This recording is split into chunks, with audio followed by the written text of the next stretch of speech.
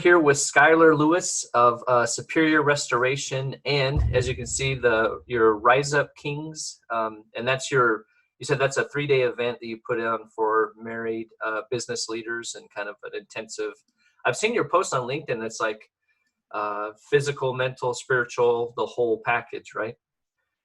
Yeah, exactly. Yeah, Rise Up Kings was is a 3-day event that we help men level up and kind of reach their potential. I found that a lot of guys play below their God-given potential, right? They're not operating at what they're capable of. And so we've put together a pretty awesome, powerful event for men that want to level up and then don't know what that looks like or how to get to that next level. And so it's an intense 3-day event mixed with business, teaching and strategy, along with some physical exercises and kind of pushing guys physically. Something about pushing a guy physically and having him go past what he thought was possible. There's some power in that. Sure, that iron sharpens iron type idea. Yep. Gotcha. Well, that's cool. And so you're down there. I'm sure it's sunny. We're actually got pretty good weather. You said you're in the Temecula area, right? Well, yeah, the business is out in Temecula area. I'm in Newport Beach. Okay. So the weather is foggy right now. Okay. They tried to shut down the beaches yesterday, actually. So I was out at the beach over the weekend, and so we were one of those people that the press is photographing. With your tape measure, making sure everybody's 6 feet. Exactly. So we were out at the beach, and so Newport Beach, Orange County was actually trying to get them to shut down the beach in Newport, and Newport's one of the few beaches that are actually still open. Yeah. So luckily they did not, because that's basically my backyard. I don't have a yard at our house, so that's where we go hang out. So well, you've got little guys, right? So I'm sure they want to get out and stretch their legs and totally stuff. Yeah, especially when you're right there at the beach. I think, like I said, we used to live at Ventura, and my kids used to love to go down to the beach, and so. That's nice. At least hopefully they keep your beach open and people are smart about it so that it stays open. So exactly. Well, I always like to ask, because very few people. We had someone on recently that grew up. It was a family business, and they wanted to maintain that. But so how did your career trajectory intersect with property restoration? Yeah. So I've always been an entrepreneur. Kind of early on, I started a like candy distribution business in high school. So I used to work at Smart and Final, and I would go buy the candy wholesale at Smart and Final. Okay. And I thought, while I was working there, I'm like, you know what, I could sell this, but what would be even better than just selling directly to kids is I wonder if I could get other kids that would sell for me. So I actually found a group of kids that I would go sell them the candy in the morning. They would go distribute it, make their profit on it, and then they would go return the rest of the money back. Nice. And so it's kind of an interesting little gig. So I've always been thinking of creative ways to go into business, and I had a marketing company when I was like 20, 21, 22, ended up selling that, was looking for something to do, met my wife. We ended up getting married, and then we launched we were looking for something to do. And my dad had worked for ServiceMaster for a few years, hurt his back, and ended up starting his own little carpet cleaning company in a place called Hemet. And so started his own little carpet cleaning company, had done that for a couple years and was doing decent. He had like 1 or 2 vans. And so when we had sold our business, I asked him, I said, hey, Dad, can we just copy the name of your company and buy a van in a different city? I was like, I'm good at marketing. I believe I can blow it up. So he's like, yeah. So he showed me where to buy a van, what equipment to get, how to do it. So I bought a van, and me and my wife, Jessica, we started passing out flyers door to door 10 years ago. And literally just doing carpet cleaning, doing window cleaning, just kind of doing miscellaneous things. And it was you in the van? You were the yeah. guy? Oh, yeah, for sure. No, me and Jessica were doing everything. I mean, we even did some house cleanings to try to get some income in. And we did whatever it took initially to grow the business. Yeah. So you said your dad had been working for ServiceMaster. You kind of had the entrepreneurial spirit in high school. Was your dad a lifelong entrepreneur, or where do you think? No, not at all. My uncle was. My uncle and my mom were, and so I kind of got that from them. Okay, very cool. Yeah, it's that's interesting. Yeah, and then you just got to grind it out. So you go from marketing into carpet cleaning. Obviously, marketing helps with anything, right? With anything. Yeah, I have a core belief, man. Everybody at their core should believe they are a marketer and learn marketing and master marketing because they Yeah. can use that skill forever. Well, but don't you find, and I know you manage other people now, you've got the company, grown, but, I think so many people think sales and marketing is like, it's the used car salesman, but really anybody can sell. I believe the most important thing is authenticity, right? So find how you connect with other people and then just use that. If you can connect with somebody, you can sell anything, right? And so Yeah. obviously there's some people that do that in a shady way. And then there's a lot of people that just do that in a very authentic way. You want to buy from them. Mm-hmm. Yeah, I was blessed to when I was kind of growing up to be in some sales jobs. I'm all about sales. Learning and mastering sales and marketing is Yeah. critical to creating a successful business. I feel like in today's marketplace, and so it's really just learning how to. There's a great book by Tom Hopkins. It's called "Sell Like a." I forgot what it's called, but it's like one of the part of it is sell like a sheep, close like a lion, or something like that. So basically, he's all about just being a sheep, like being super. Tom Hopkins was the #1 real estate agent in the entire country, and Okay. so he was a master at scripts and sales. And so his whole thing was asking questions and just being super genuine and just leading them through questions, not telling them what to do. Yeah. So leading with questions. And so for anybody that wants to master sales, I mean, you just go read some books and start learning and start practicing, and you can become an effective salesperson. Yeah. And selling like a sheep, right? Not being an aggressive wolf trying to sell, but you can just be this casual guy that is a top salesperson anywhere. Yeah. Is it possible to learn this power? Yeah. Everybody's got their way of going about it. And, the most important thing, like you're saying, is find your groove, right? So you started that about 10 years ago, just you and one van. When did it start to kind of scale, or what were some of those key things that helped you get it growing? Yeah. So what I had done previously with a couple businesses is I like to learn the ropes first in a certain position, and then I always move out of that position. So I started carpet cleaning and then was doing marketing. My whole goal was to get enough business in to hire somebody else.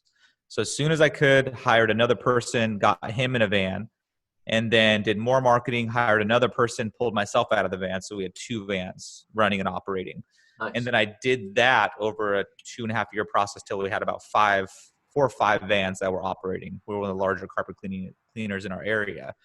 And so that's really what I did. I mastered that one skill, got somebody else into the van, pulled myself out of it. And that's kind of how I grew Superior Restoration. Yeah. It was actually Superior Cleaning at that point.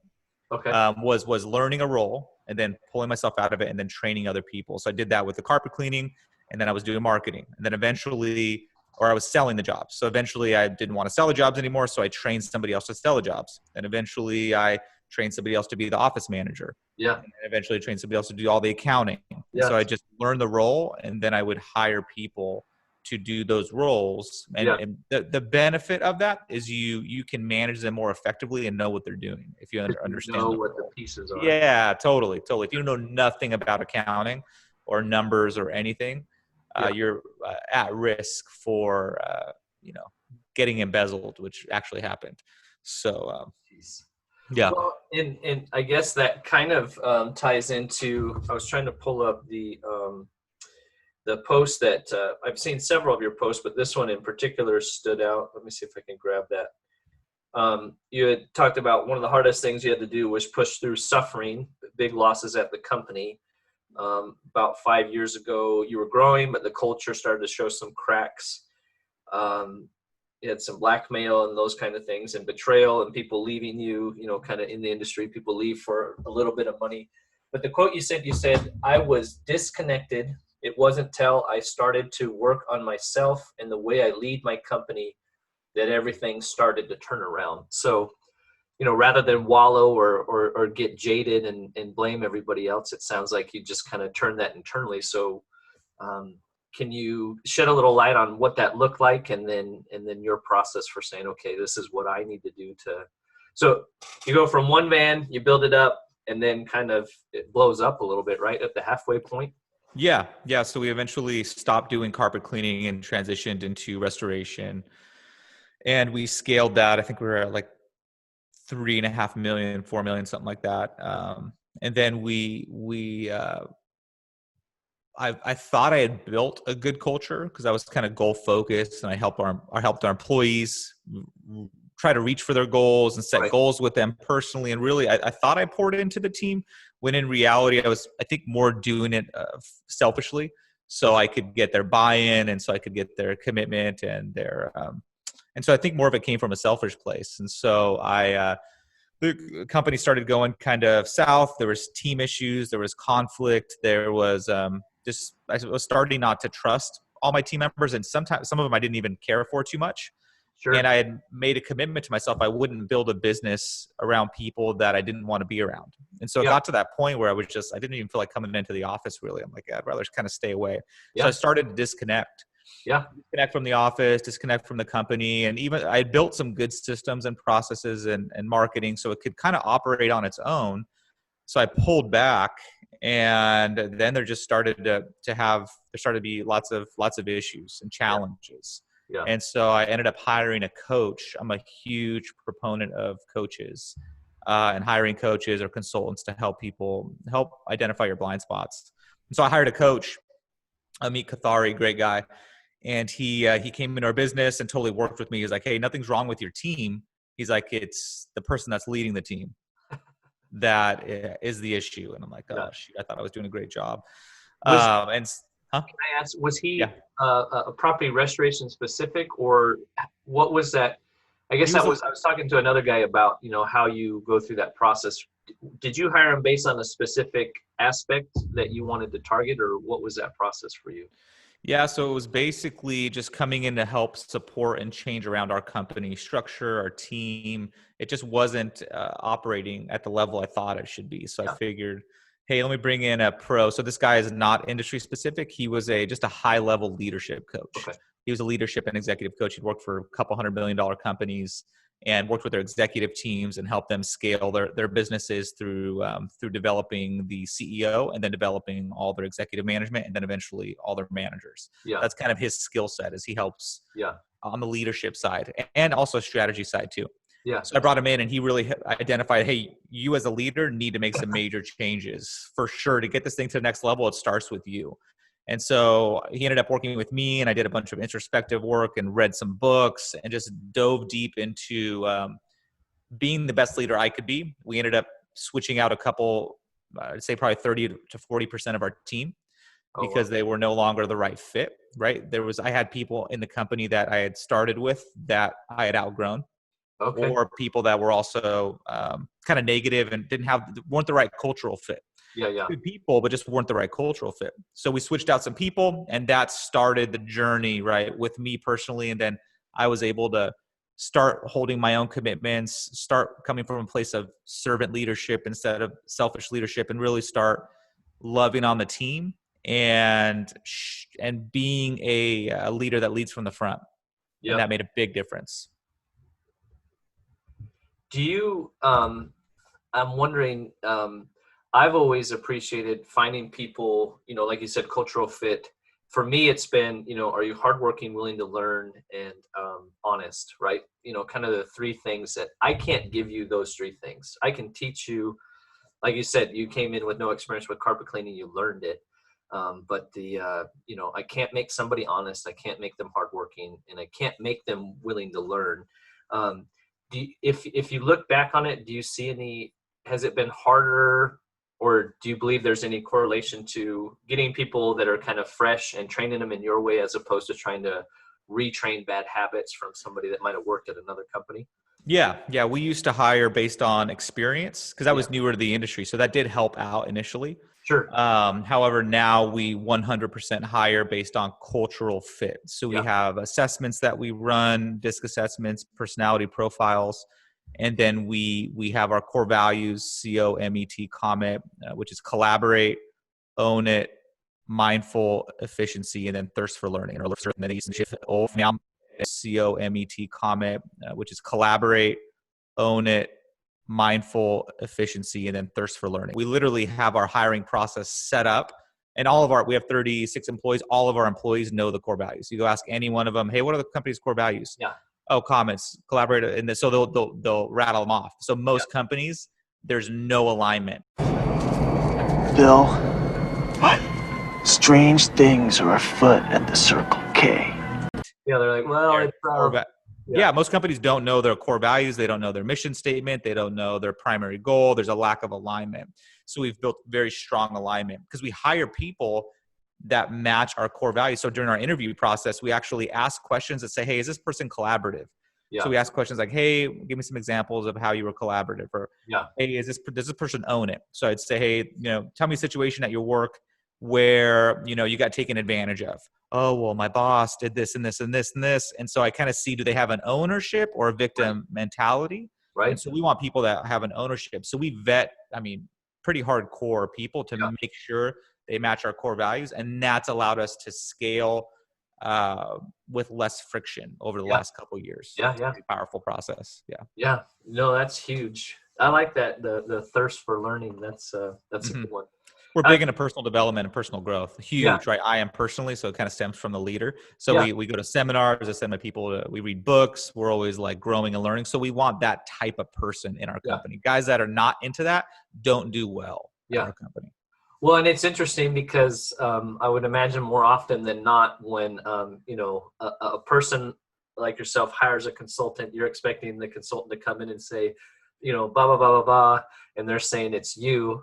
Was your initial response like, hey, I think you need to leave? It's definitely frustrating for sure.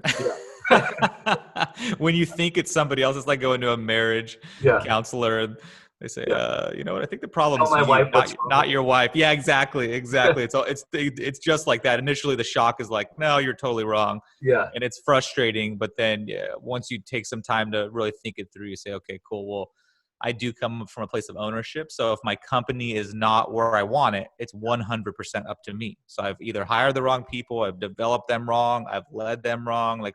Things have been done not effectively, which have created the current results. And that is all on me. If I take responsibility. So I teach, take 100% responsibility in everything. Your wife divorces you.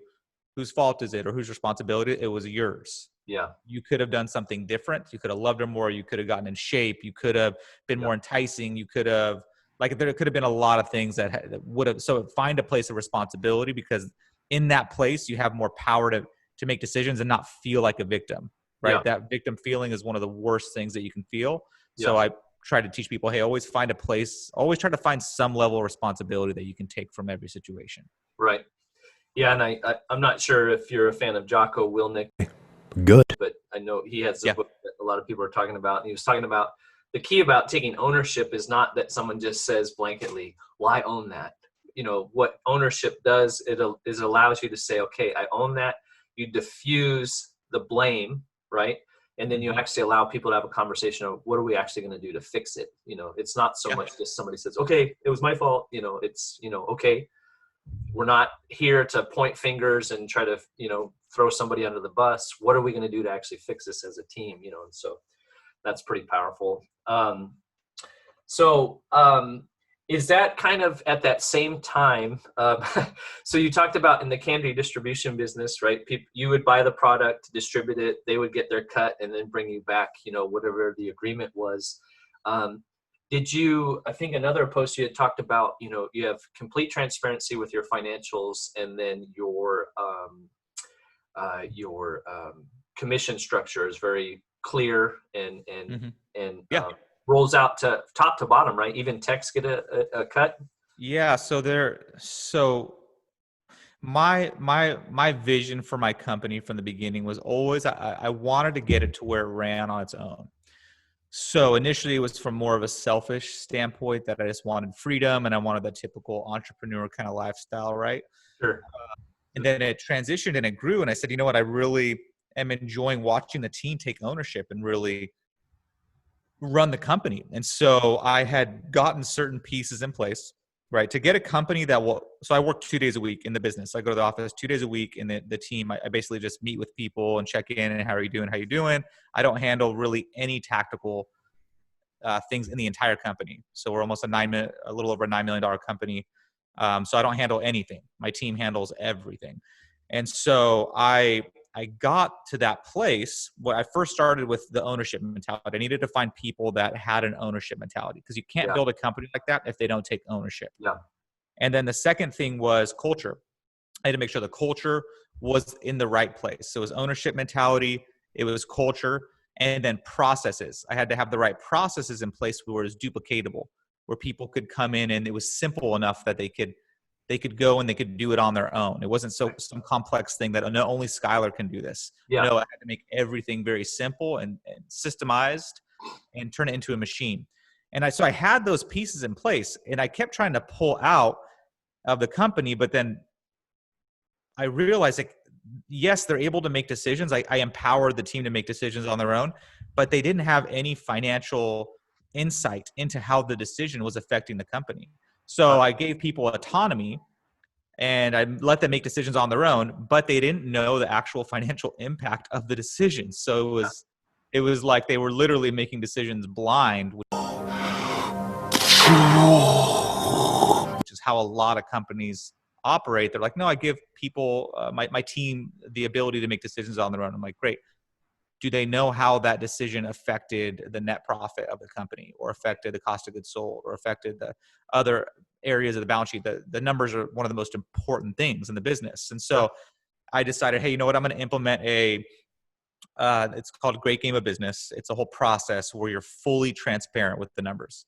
So we literally have our profit and loss, exact numbers on our whiteboard in our office. So if you walk into our office right now, you'll see our revenue, you'll see our cost of goods sold, all our expenses, materials, you'll see our overhead costs, you'll see our salaries, you'll see the marketing expenses, you'll see all the line items, all the way down to net profit and profitability. So our entire team, all 36 employees, they see those numbers, and they report on those numbers. So what we've done is we've given every employee a line item, and they're responsible for owning that line item and reporting that line item. So somebody may have office supplies, and so they'll be responsible every week for saying, hey, how much did we spend on office supplies? Okay, cool. And then they're responsible for reporting that number and sharing that number with the entire team. We meet once a week, the whole company, and we share that information. So the company is fully in alignment. They know the numbers.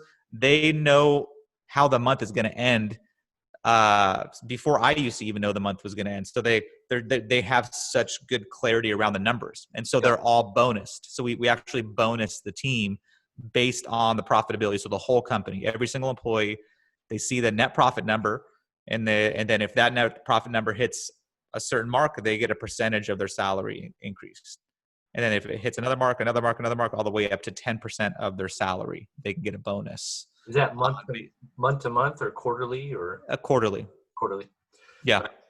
Well, so now it incentivizes them, right? So now they're not just operating the business blindly, but now they actually have financial incentive too, to go, hey, I want to go build this thing. I want to go kick ass and create some results with this company, because I'm financially incentivized now. Every employee is. Well, and that one tech that, it may seem silly, but I can remember, a string of months where our office supplies were just out of whack. And so if that employee is watching that, they're saying, why are we at 30% of our year-to-year average, on office supplies, So it all adds up, right? Especially if you go into a lean month or. Yeah. I remember, I think it was on IAQ Radio, Claude Blackburn of Dry Ease. He said similar. I don't remember exactly the structure, but he said when we started sharing the financials and when we incentivized people, very simply and flatly, he goes, I made more money than I've ever made, because it opened up an incentive and people, it was transparent, right? You knew what people were doing, and everybody wanted everybody to make money, so, and they understood it better. Mm-hmm. Yeah, and I think most owners don't do it because they're afraid that their employees will think they make too much. Sure. When in reality, a lot of times employees actually think the owners make more than they do. We did a survey. We said, hey, what do you think our net profit is of our company? Yeah. And so guess what the number was? They probably percentage was. If I had to, like 50% or something. 50%. Yeah, they thought we were making 50%. Yeah. So if we did 9 million, we're making 4.5 million net income. That's in my pocket, right? Clearly you make 10 and 10, right? Yeah, exactly. Plus everything else. So that it was so people thought we made more than we actually did. So it was a blessing having that transparency. Yeah. Well, and that's, I've worked with a lot of companies, and they say the same. They want techs to have ownership, and it's like, well, exactly like you're saying. Well, we don't ever share the financials with them, and there's really no incentive on performance. So, there's workarounds on that. You focus on productivity, things like that, and people need to focus on control what you can control. And if you do that, if everybody does that, we're going to be doing fine. But that's just another level to it. Yeah, I feel like the our society is changing and the way people think are changing. So you'll start to potentially see a lot more of this happening: transparency and autonomy and ownership with employees. As we get to more of a gig economy and people want to have more control over their income and they want to feel like they have more control over their destiny and business. They're not just like a little, just a little person in the wheel. Like it's you're going to see more and more companies that need to step up in this area and start giving their employees more. I talked to a guy yesterday, actually, a good friend. He knows a company where two of their top guys, like built an incredible company, are going to be leaving because the owner is just taking money out of the business and then doesn't really share anything with their employees. And this is a very large company. And so top VPs are planning on leaving. Yeah. And so we're going to see more of that happen. They want more control. They want some ownership. They want to feel like they have the ownership in the company. Yeah. Pardon this interruption for a brief clip from episode 17. And as the leader, you have to be humble enough to be okay with that. You're not known to be a humble man, but I wonder. I think I am actually humble. I think I'm much more humble than you would understand. Yeah.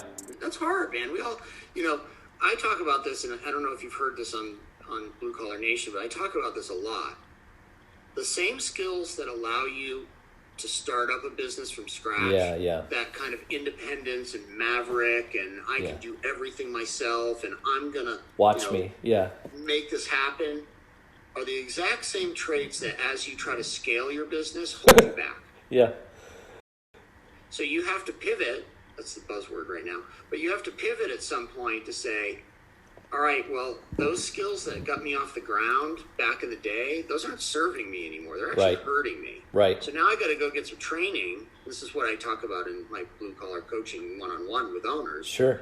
Time to flip that switch and then now go into more, leading. Yeah. Not managing. Yeah. They're not the same thing. Yeah. Yeah. Well, and it starts, like you said, starts with leading yourself, right? To be able to lead others, you got to lead yourself and be authentic there. Just disclosure, like, I didn't have any of these skills when I started. Yeah. I had to learn all of this. Yeah. I was a horrible manager. I was a horrible leader. I might have had some leadership qualities, but they certainly weren't refined enough to get guys to really want to follow. Yeah. We had many years at the beginning where we didn't have a good culture, and it was mostly my ego. Yeah. Well, that's cool. I just lost my train of thought, but I was thinking, you kind of talk about the new normal and how things are changing. And I was just talking to somebody about, like COVID-19, and there's a lot of pushback on companies that don't want to provide working remotely. We're dispatching from somewhere other than the office. And kind of the parallel to that is, if your metric is, if I can see them, then they must be productive and my presence is really making a difference. And I think most of those companies that have objections to remote work or something like this kind of transparency, probably the main reason they have an objection to it is they don't have any real metrics that measure productivity or accountability and those kinds of things. So they haven't actually thought through that process of what are the benefits and the blind spots of this. And I mean, that exposes, financials expose, right? They tell you where your inefficiencies are and, where you're lacking or where we need pickups, or, hey, this time last year we were kicking butt in this area and now it's dropped off. What's going on? So. Yeah, exactly. Luckily we transitioned pretty quick because we've built we've been tracking we have a scoreboard. We call it a scoreboard. Yep. Where we have all of our key metrics and Yep. KPIs that we track and we track a lot of stuff. Yeah. And so that way we can quickly identify, a lot of people don't know the difference between a like leading and lagging indicator. I don't know if you've ever spent any time on that, but it's a pretty powerful concept. A lot of people track the lagging indicator. So a lagging indicator is the end result. Yep. So, hey, how many jobs did we get this month? But they're not tracking the leading indicator, which is what led to those jobs, which is the number of calls, right? Yeah. Or the number of visits for business development reps, or the number so a lot of people track some people track the lagging, but more people should focus on the leading indicators, right? Yeah. As an example, if cash flow is low, that's a lagging indicator. Well, what's the leading indicator? Well, we're not collecting as many deposits. Yeah. Or we're not making as many calls to reach out to customers okay, well, let's start tracking our collection calls. Yeah. So like there's a way in any area that you weaken in a lagging sense, there's some leading indicator that's there. And then you just put that on a scoreboard, and then you just start tracking that leading indicator every week. Every week you're looking at that number, you review it with your team, you have it on a spreadsheet.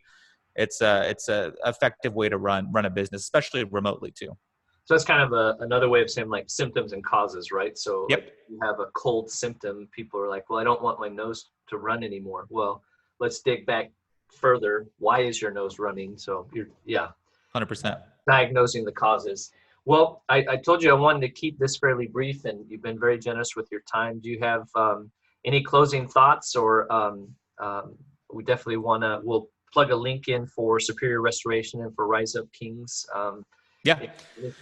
No, I appreciate you, man. I appreciate, John, everything that you're doing, looking to get good content out there and support companies and support employees and just make a difference in the restoration industry. So I love people that, or in the property space. And so love what you're doing, man. Just, excited to be on this also. So, well, thank you for sharing your time. And I listened to, I think I heard too, your episode on, you had a snippet on the Blue Collar Nation, talking about innovative ways that you guys are marketing while people are in quarantine. So I actually shared that. Somebody had asked, a marketer had asked on LinkedIn. I was like, man, you got to check this out, because those are your people are coming up with some really good ideas. So I'd encourage anybody to take a listen to that. I don't remember what episode it is. I'll try to put it in the notes. But thank you so much for your time, and we'll have to do this again. Sounds good, brother. Appreciate you. All right. Thanks, Skylar. Thanks.